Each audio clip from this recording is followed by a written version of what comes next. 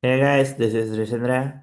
So yesterday we completed uh, retrieval augmented generation. So today we will start with Llama Index. So Llama Index is an open source framework designed to connect large language models with external data. So large language models such as GPT can answer general questions because they were trained on huge data sets. However, they do not automatically know information from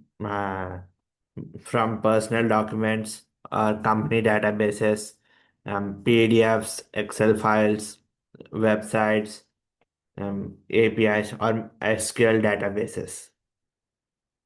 So Llama Index acts as a bridge between my data and the large language models. So instead of retraining the large language model, Llama Index retrieves the relevant information from my data and provides it as a context to the model. So in simple words, Llama Index helps as a large language model search, understand, and use my own data. So, why Llama Index exists? So, large language models have several limitations. Like they cannot access my local files, they cannot read company documents automatically, they cannot search databases by themselves, they have outdated knowledge, and they cannot efficiently search millions of documents. So Llama Index solves these problems by creating searchable indexes over external data.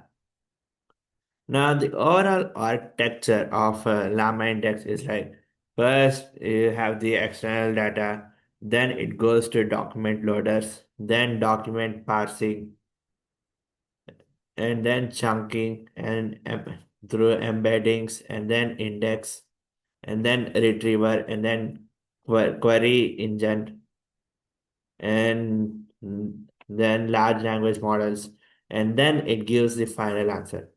So everything revolves around this pipeline. So the major components of Llama Index are documents, nodes, indexes, retriever, query engine, response synthesizer, and storage. Now, a document is an original source of information. So that like source of information. So it's just like PDFs, Word documents, websites, SQL table, Excel file, text file, CSV or JSON file. Next is nodes. So documents are usually too large. So instead, Llama Index breaks them into smaller pieces called nodes. So for example, if you have a document with 100 pages, so what Llama Index does, it divides into smaller pieces. So that those 100 pages can be divided into like paragraph 1, paragraph 2, or paragraph 3, and so on. So it is divided into smaller pieces called nodes. So nodes are the actual units stored inside indexes. So why nodes? So smaller pieces improve retrieval.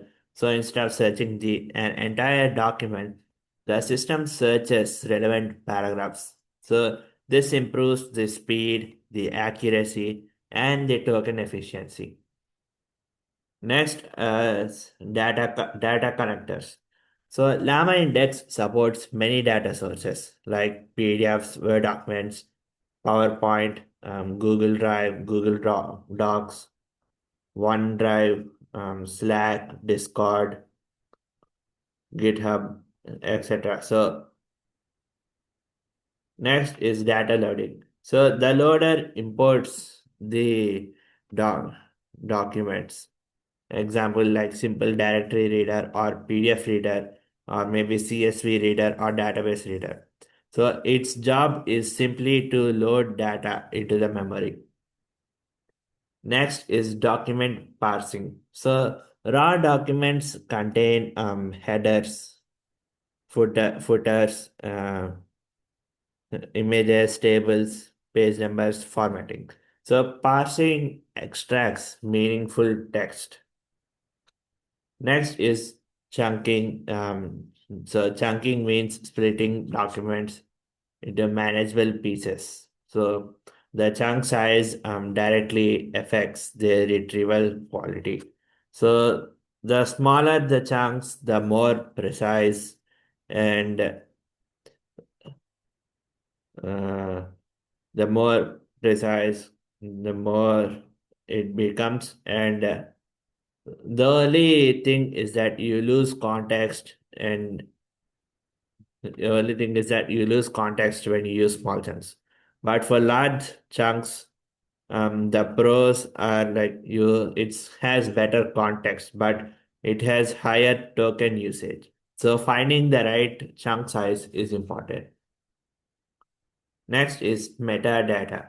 So metadata is additional information attached to each node. So for example, like document, you have company policy dot PDF. So and for the metadata for that is like in the company policy dot PDF, you just mention like the HR, the department, HR department, author John, year 2026, page 35. So metadata allows filtering later. Next is embeddings. So computer, you already know embeddings. Yeah, computers cannot understand text directly. So instead, the text becomes vectors, and this numerical representation is called an embedding. Next is semantic search. So instead of matching keywords, the model compares vector similarity. Uh, So, for example, if the user gives a question like who quit the company, and the retrieved text would be like the employee resigned. So it's like the different wording, but they have the same meaning. So embeddings capture meaning instead of exact words. Next is vector stores. So embeddings are stored inside vector databases. So popular choices include Pinecone, Chroma, VV8, Milvus, Qtrent, and FAISS. So vector stores enable extremely fast similarity search. Next is types of indexes. So Llama Index supports multiple index types. So the first one is vector store index. So vector store index is like most commonly used, and it stores embeddings and it's best for semantic search. Next is summary index. So in summary index creates summaries of the documents. So it's useful for large reports, books, or maybe like meeting notes. Next is tree index. So tree index, like it organizes nodes into a hierarchical tree. So for example, if you have a large document, so the large document has chapter summaries. So the chapter summaries mm, are like converted into like section summaries, and then it will be those are converted to paragraphs. So these are useful for like very large data sets. And next one is keyword table index. So keyword table index uses keywords rather than embeddings. So it's good for like exact matching. And the last one is knowledge graph index.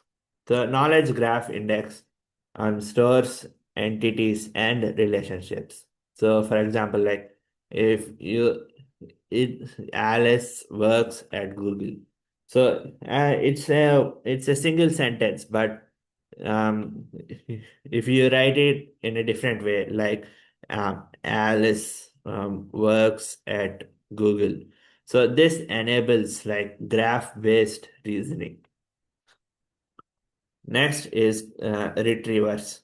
So the retriever finds like relevant nodes. So like if you have a question, the question then goes to like the search index and then it returns the top k nodes. So for example, if you have a question like the vacation policy, so then it returns like the top five paragraphs. So the retriever does not like generate answers. So it only generates information. It only retrieves information. So next is the types of retrieval. So the types of retrieval include like similarity search, keyword search, hybrid search, metadata filtering, recursive retrieval, and graph retrieval. Next is query engine. So the query engine combines the retriever and the large language models. So this is the component developers use most often. So the pipeline is like once the user asks a question, the question is sent to the retriever, and the retriever retrieves the relevant nodes, and then the relevant nodes are sent to the large language models, and then the large language models give us the final answer. So this is like the pipeline for like the query engine. Next is response synthesizer. So multiple nodes may be uh, so in response synthesizer, like multiple nodes may be retrieved. So the synthesizer combines them into one coherent answer instead of returning five paragraphs separately. So the large language model summarizes them into natural response. Next is chat engine. So unlike the query engine, the chat engine remembers the conversation history. So for example, if the user asks a question like, who is the CEO? So the AI assistant remembers the question and gives the answer like John Smith. But if the user asks a question, um, like where did he study, so the chat engine also understands that he refers to John Smith. So yeah, that's it for today, and I'll see you again tomorrow. So yep, thank you all, bye.